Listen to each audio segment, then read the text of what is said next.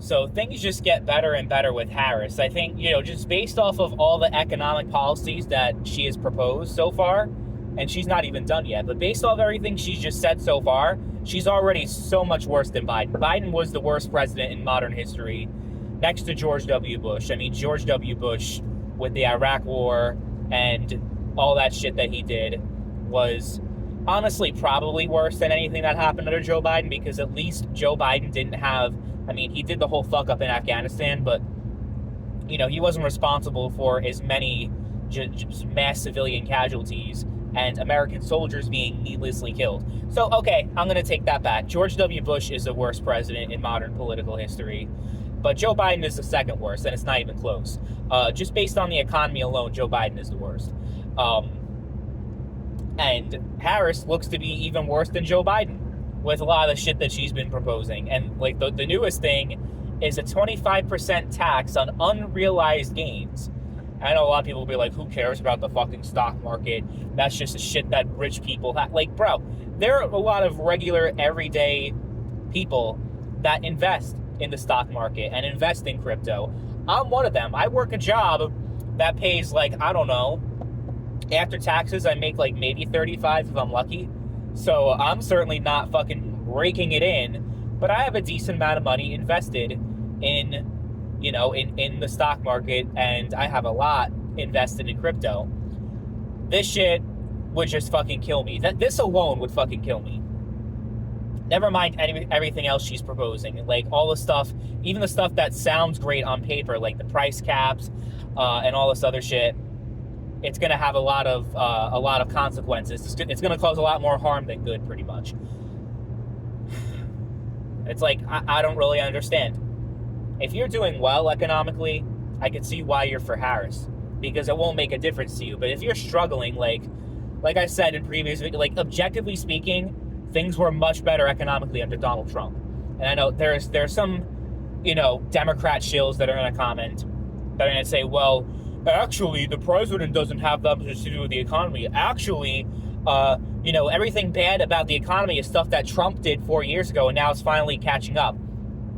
But if the economy was doing, if Trump was still the president, if he won in 2020, and all the shit going on right now happened, I guarantee you everyone right now that's defending Biden and defending the Democrats would be saying horrible things about Trump and how he's ruining the economy and how he's making everything horrible. Like, it's all partisan bullshit. People are just like, are never going to admit anything is wrong on anything on their political party. And that's not just Democrats, that's Republicans as well.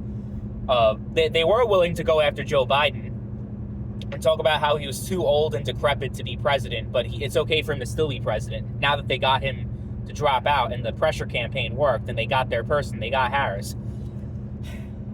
So frustrating. The fact that she has a realistic chance to win just shows like just how inept your average American voter truly is.